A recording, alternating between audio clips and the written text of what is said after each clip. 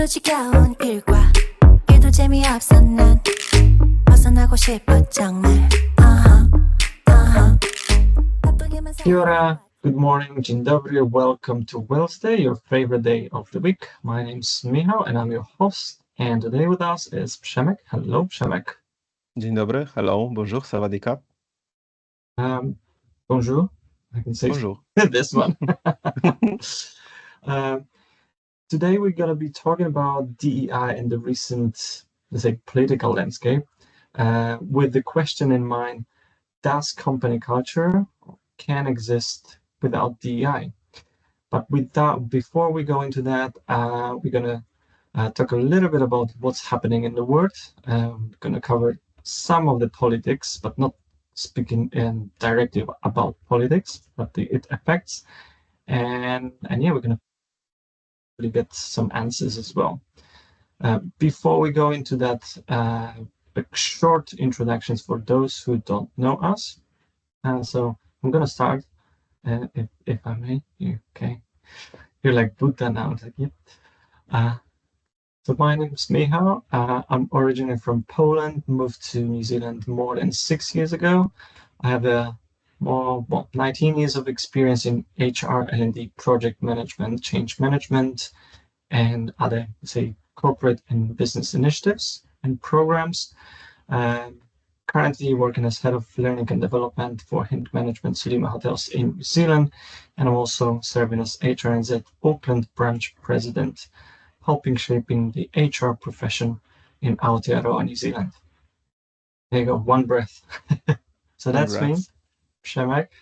My name is Przemek. I'm also Polish. I'm CEO of Helpdesk and a wellbeing strategist with 18 plus years of experience in marketing, strategic marketing, wellbeing, and B2B services. And also I'm a postgraduate lecturer at University SWPS, SWPS in Warsaw, when I provide lectures on branding and positioning and repositioning strategies in marketing. Yep. So awesome. Thank you.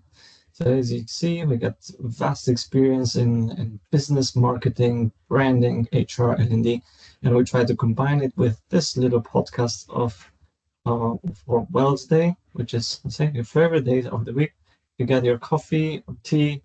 There you go. I've got mine, even though it's 8 p.m. in New Zealand. Anyway, to the topic, DEI. We talked about it a little bit before. And we mentioned that companies are scaling back from DEI, and with the recent events, say in U.S. politics, and I know it's been a hot topic for weeks, especially last week when we saw the elections finished and results, and it was a lot of fear of what's coming, and I think the fear is still there of what now Trump as a United States president will do, what will be his doing. And I'll say, we're not talking about politics, we're not judging that, but we need to talk about the effect and impact of some of the decisions on people, on well-being, on business, economy, etc.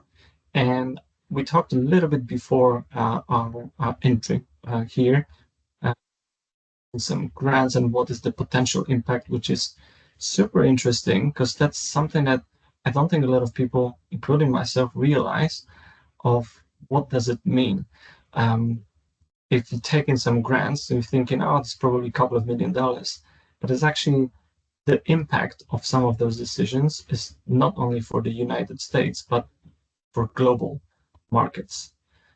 So can you share a little bit more about that?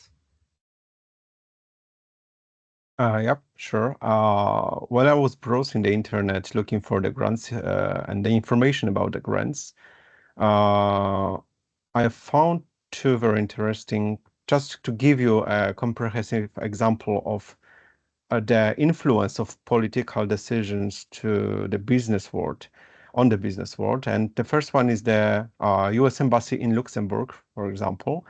That's got an Advancing Diversity and Inclusion federal grant program, and it was for $15,000 in 2023. And for example, also the University of Harvard, they have got a special supplement. It's called Administrative Supplements to Recognize Excellence in Diversity, Equity, and Inclusion and Accessibility. And it's up to $250,000 per year. And it's a supplement to the Parent Award. So it's just like an extra money to the award already been given. So when we consider the politics changes and its influence on the world we know, and the business world especially, you clearly see that a lot of things that go in around us in our workplaces are not as standalone things, are deeply connected, usually money connected. So sometimes when the organization sees a potential for a profit, like a grant, for example, federal grant or grant for a NGO, can perform certain activities to make this grant happen and be acquired by them. And Donald Trump has already claimed that they will provide a dismantling a day, dismantle the Day Congressional Act of 2024, and this is gonna be one of their first decisions of the new cabinet,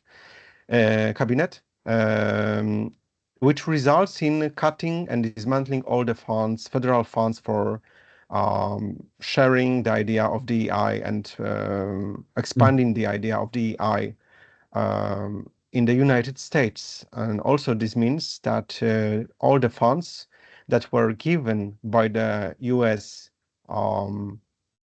Government, let's say. corporations or US organs, yes, will be ended and seized. The companies, for example, you work with, or the company you work at, may not receive such grant in the upcoming year. So the question is whether they will continue the DEI activities without the extra money they were given before. And we're talking about millions or even billions of dollars, right? Yeah, this is a huge industry because they're not only they're not only federal unions that give money. There are also like a private entities that give DEI awards. That there are some conquests as well, competitions regarding DEI level at the organization that is measured, or it is not. So so this is the question, and this is the result, that a lot of money will be that was involved in the DEI sector can suddenly disappear. And from a, we'll say, well-being, well, that's economy, that's potential impact on the companies. But from the employee perspective, of course, it's not only money that goes to company, but some of those companies, through those grants, employ people. So we potentially might see some reductions in the functions or DEI functions, and I say dismantling not only funds, but also positions that supports DEI. And that's something that we mentioned, I think, a couple of weeks ago, or about 4 months. 4 months.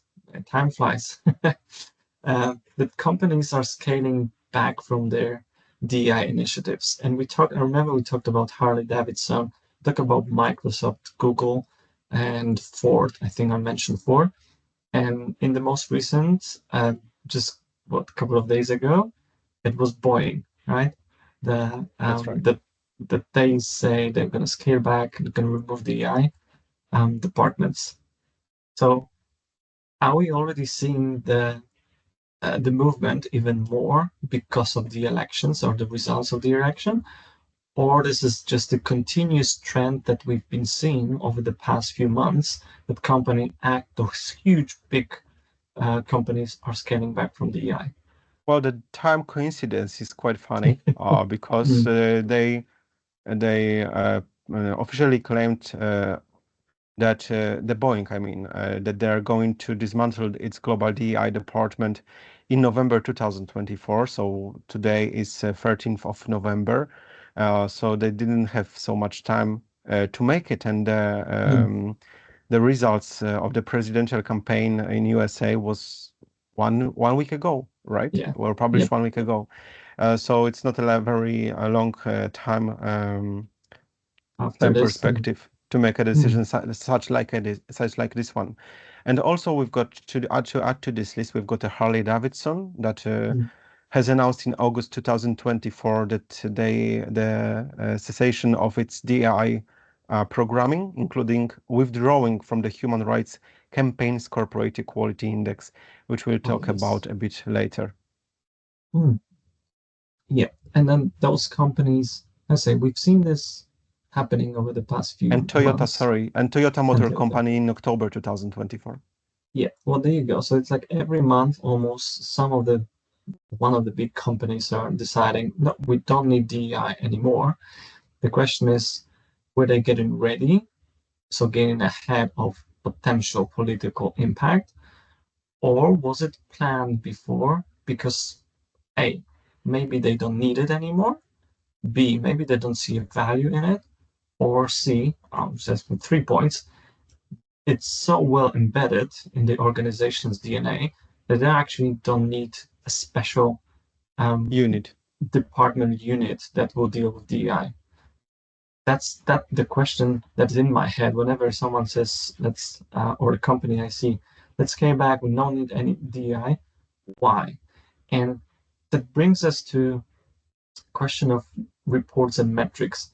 And I think, like, for me, that was quite funny how we unraveled this before recording this video. We talked about reports as a preparation, and I said yes, but McKinsey report says that the companies that do invest in DEI have higher profitability, and you said, oh, how many? We start digging into the report, and what we've learned is nothing. We couldn't find any number. I mean, the only number we found, it was that organizations with DEI officers are 25% more likable to generate above average profit. But, 25%, it's 1/4. And above average means it can be like 100% above average, or it can be, for example, 1% above average. Yeah. So as a CEO also of the company, Help Desk, my question would be, as a business person, would be, what is the ROI on this investment? So how much money I need to invest to get a certain effect? And if I don't know this effect, is it still valid is it worthwhile? And is it worth money to do this?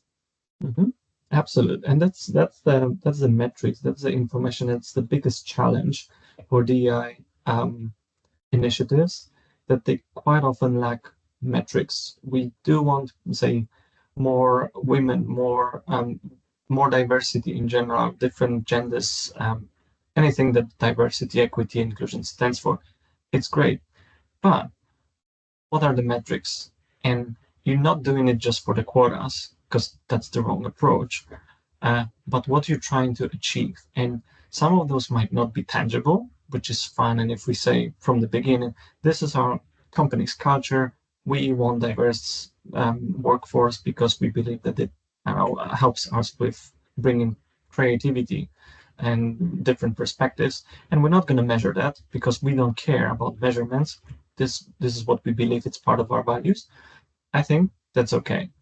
But if we're talking about, and this is the reason, as I've read for some of those companies that they bring up, is not only the political context is one thing, and polarization of citizens, but they say economic reasons, right? There's the financial reasons, etc., etc. And in situations like that, you need the ROI, so what's return of investment, what's the value, monetary value that you bring. And I laugh because whenever there's a crisis, something happens, the first thing that you cut is a training budget, right? Is okay, no training, we pause on anything, no development, only essentials. And when I think about it, because I faced that in my previous company, we did have monetary values on, okay, if you cut now, you're potentially facing 180 Ks, so $180,000 per year additional cost. Would you like that, or would you rather have us for $100,000? Okay, so it's becoming a business decision and not just a fluffy thing that is good to have, or not good to have potentially. Right. So, saying about those companies that decided to reduce or even close the DEI departments and initiatives, we found also that some of those companies, I will just say their names right now. It's like a Ford Motor Company and Molson Coors Company and Tractor Supply Company and Toyota Motor Company and also Harley Davidson are decided to withdraw their efforts from a human rights campaigns corporate equality index. So they're not gonna to apply for the corporate equality index. And this index, so the corporate equality index, CEI, what is it? It's a national benchmarking tool in the United States developed by the Human Rights Capital, which as an organization advocates for LGBTQ plus rights. And this index assesses how well major companies and organizations support LGBTQ plus employees and policies within the workplace. And you can score from 0 to 100% points. And if you score 100%, your company can be recognized as the best place to work for LGBTQ plus equality. There are some criteria for gaining this award. There are 5 areas of this. I don't know whether it's needed. It is needed to say all of them, but it's very interesting that such a big companies like Harley Davidson, like Broad-Forman, so the manufacturer of Jack Daniels, the world-known whiskey brand, decided to not to take part anymore in this index. So if it was so important that you are changing your workplace environment totally within the guidelines given by the index competition, and suddenly you decide to not to take the part anymore. So what has happened? So what's the transition? If the question is if there is any kind of transition time or transition in the processes that are taking place within the company. And what does it mean? Does it mean that company does not want to invest in equality, diversity, does not support LGBTQ plus community? It doesn't say that. It's just, well, that's a good question of what's the reason, but that's an interesting, this is just my personal view on that things, because I've seen different companies and different organizations, like let's say the corporate equality index, that they give you this badge or tick that yes, you've done something, you're good, you're supporting, you pay a lot of money to do that to them. That's right? True. And from financial point of view, they might say, look, if I need to pay, let's say, I don't know, $100,000 per year just to be part of this organization or as a member, I'd rather have this money and put it somewhere else. And I'm just going to promote our company as equal, as inclusive as, because this is part of who we are as a company. We don't need external company to validate that that's right. Yeah, I'm not the saying that external this proof is not needed anymore. Yeah, I'm not saying that this is the case for these companies that you mentioned before, but I'm trying to understand what's the reason behind withdrawing. And I could see that could be potentially, because that's my thinking over if it's a business decision, that you can stay true to yourself and not pumping money somewhere outside of your company. If they said, and this is the reason, if they say, well, we're going to put this money and doing something inside our company, what's the reputation? They can even gain the good reputation or positive enforcement for people say, yeah, actually, that makes sense. That actually says truly that they stay true to their values and their DNA. But what's the reason behind the We don't know. decisions? We don't know. So this is just assumptions.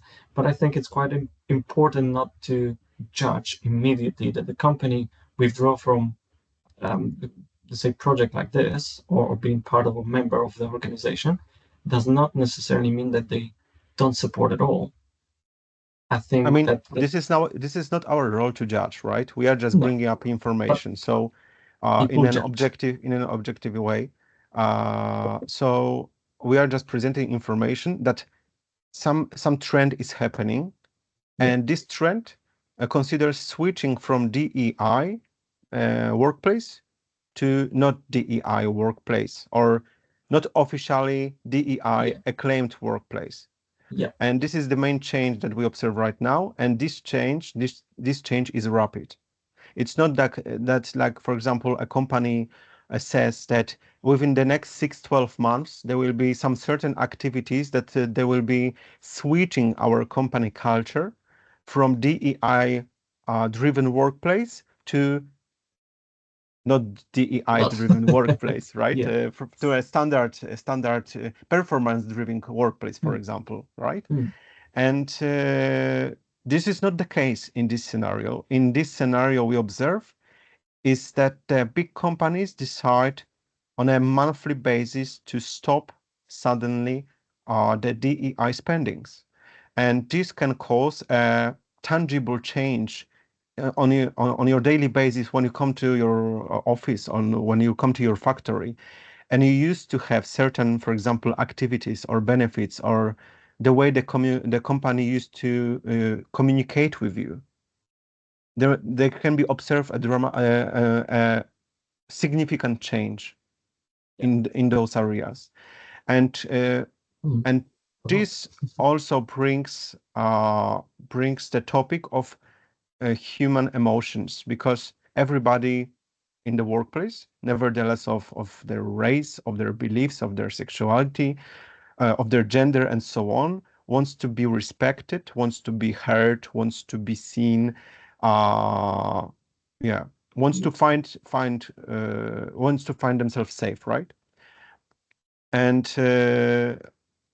so when your workplace environment day by day, for example, for a couple of years, we're saying DEI communicates that we're reassuring employees that you are safe, you are respected, you are seen, you are heard, and suddenly you won't hear this. This may cause some emotional or psychological changes in the employees' behavior. There can be some totally different reactions from the psychological point of view. Depends on each person personality, right? From crying to, I don't know, because there are some, like, I don't want to say anything that is very on the edge. But normal reaction to a big change in your life is sometimes the feeling of uncertainty, of sadness, of being depressed. Your performance may drop, and so on and so on. And if the performance of your employees drops, it means the overall performance of the business drops, and it causes the loss to the company. So this is why is it important? It is important for the business environment. But it's also, I think, you raise a valid point of if it's been communicated, and let's say, because it's all about, I read it as what you said, psychological safety and building the social psychological safety in the workplace. By dismantling DEI, it's not necessarily implied that it's not going to happen and it's going to stop. And I'm going to go back to the point of, if it's embedded in your DNA, your managers, your C-suite, your exec teams are living the values and say, this is an open place. We don't need the DEI representative or DEI, head of DEI, because this is what we should be doing. It's almost like health and safety. Whose responsibility is health and safety? Everyone in the organization, right? Partially yes, and partially not. Because if everybody is responsible for everything, that means no responsibility at all. Well, health and safety is slightly different. You are responsible for your own safety and safety of your others around you, right? And when you're thinking of this way, health and safety was an add-on a couple of years ago, and now it's just part of what companies do. HR processes. It's not even HR process. It's just part of the business. It's part of the KPIs for the organization, right? So if the DEI became part of the business strategy, business organization, put the KPIs, put the numbers, metrics in it, it can work. If it's a fluffy thing that everyone's doing, so we're going to do it as well, it's not going to work. But I think let's bring the discussion back to where we started with the question of, does company culture can exist without DEI? Your thoughts? In my opinion, yes, because if you build your company up from the beginning, for example, like me, and you always cared for respect, you always cared for good values, morality in what you are doing, you don't need to have a DEI selected department to be on the guard of the good behaving.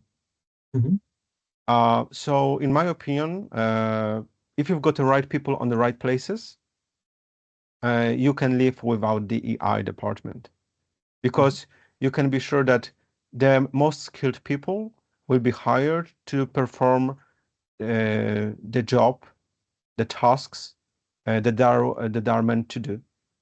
And the question is, I mean, this is only my private opinion. Do you need to really take everybody, take hand of everybody's of your employees and guide them through the grown-up life and say, you must be respectful, you must be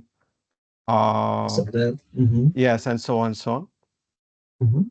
I think this was the question we asked in June, whether the workplace is it a place that needs to teach people of the principles of living, or is the workplace a place where people just perform their jobs and feel good because the environment in the company is good, and you don't want to hire people who don't behave or who are, for example, aggressive or against other people, right? Because you don't want to work with those kind of people, the toxic people. So in my opinion, to make the long story short, yes, it is possible to run the business, to run even the big company without DEI department, and you can be still successful. What's your opinion, Michal? Well, my opinion, and it might be controversial as well, but it will be yes, you can, because we're asking about company culture, right? Not asking about performance in business, etc. It's, can company culture exist without a specific DI unit? Because that's the longer question. And I think yes, and exactly for the reasons, and I agree with you. If you have strong values as a company, you've got people who live those values, and we're talking about naturally respecting others, value other people point of view. We want leaders to create psychological safety environment for the team so they can be who they are. And I see this happening without DEI, specifically someone else sitting in some other department telling us what to do. They can support, absolutely. They can tell us and guide us through and educate, for example, how it is. But I don't see this, it's needed, like it's a crucial thing to do, or to have those units. You can do without if it's embedded in your culture, because culture is so much more than just diversity, equity, and inclusion. Of course. And so that's the biggest thing. I wouldn't just limit culture and DEI as a one, or merge into one. I say DEI can be part of the culture, but culture is not bound only or rest only on DEI initiatives. I was just wanted to say that the culture is the main topic. While living in Asia, I see and I encounter every day so many cultural differences, and the way people sees the world. People have got different values, different approach towards different things, and if you run the business that is totally for example, racial diverse or cultural Culturally. diverse. Yes, thank you. This is a challenge.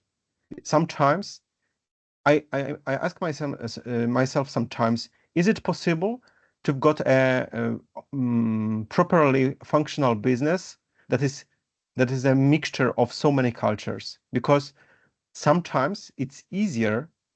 It's not that I'm saying that is wrong or good, but sometimes it's just easier when you've got a more homogeneous workplace because you have shared values, you have the shared background, Mm-hmm. or for example, the ethos of work, right?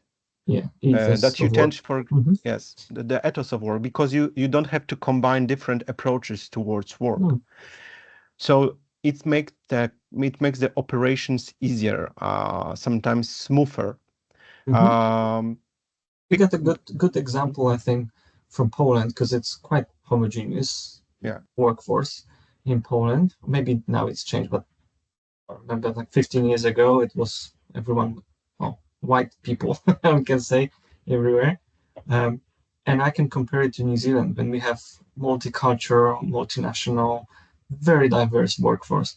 And can you build a good culture with like so much diversity? Absolutely, 100% yes.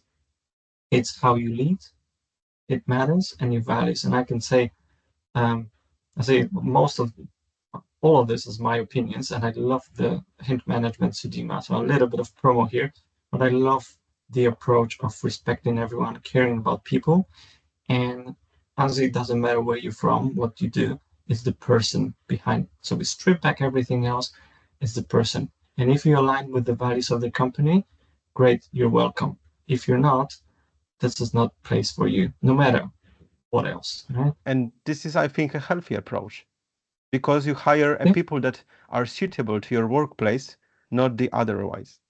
Yeah, and and this is a good example of like in my previous team, I got people person from Sri Lanka, from India, from Ireland, from Kiwi, so from New Zealand, right? It's a multinational team, and we get along very well because it's all about clear expectations and values that you bring. And if someone doesn't share your values, well, they're not gonna be happy in that place, and they're gonna leave, and it's fine. They're gonna find a place when they will be happy. So my question to you, Michal, is that because you stated that at Sudima Hotels, you love how you respect people and that you can lead people, or you can co-work and co-live with people that are from different parts of the world and from different backgrounds and cultural backgrounds and so on. So is it possible to do it without DEI department? The short answer is we don't have DEI. Okay, so it's doable, right? Hint management, I will say hint management Sudima Hotels as a both.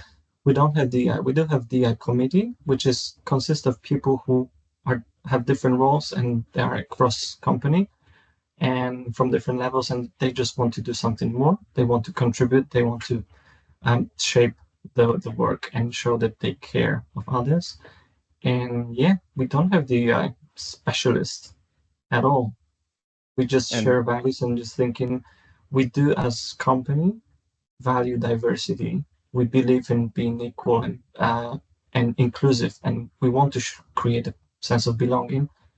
And yeah, we don't need a specialist. We've got everyone in the team, and by team I mean the company, who can bring those values to life. So yeah, it is possible. It's doable. Congrats. It's really nice to hear that.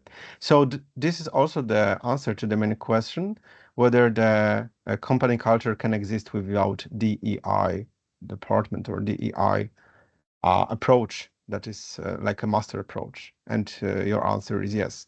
There is yes, and so it might be controversial, might not be. Some people might not be happy to hear that, but again, this is our personal views. We're entitled to do that, to those, and hopefully that book can inspire people to thinking slightly different about the year, and perhaps not just being bound to the role itself or position, but more from mindset and values. That's right. Okay, so do you have anything you would like to add? No, Because I think we reached the end. we reached the end. I think we talked about everything that we wanted to talk today. Talked about a little bit about politics, a little bit about companies, but I think the good discussion about diversity, equity, inclusion, and what it means, and can we live without a specific unit, but still value the diversity, equity, inclusion, belonging. So I have nothing to add. I think that's enough Okay. for me. I've got one advice to you guys who are listening to us. Don't be scared, because if you are scared of a change, this will limit your development. And it's really important to be curious what's next. It's really important to adapt to the changing environment, including the workplace. It makes your life rich and full of new things, new stuff that you encounter. And as a person, this results that you're richer as a person regarding your experiences and emotions and your skills as well. So don't be afraid, be curious, be advantageous, and just keep your head high and do your work. And don't be afraid to ask for help. Yeah. That's the last thing. Okay. Thank you very much, guys, for joining us today and for watching. If you've got your own thoughts and opinions regarding the DEI at the workplace, please share your comments below under this video. And also remember to give us a thumb up if you like our work, to subscribe, and to share the content with your friends and colleagues that may find it useful and interesting. Yeah, and that was Wellsday. So see you again on the next one, and thank you for today. Goodbye. Thank you. Bye.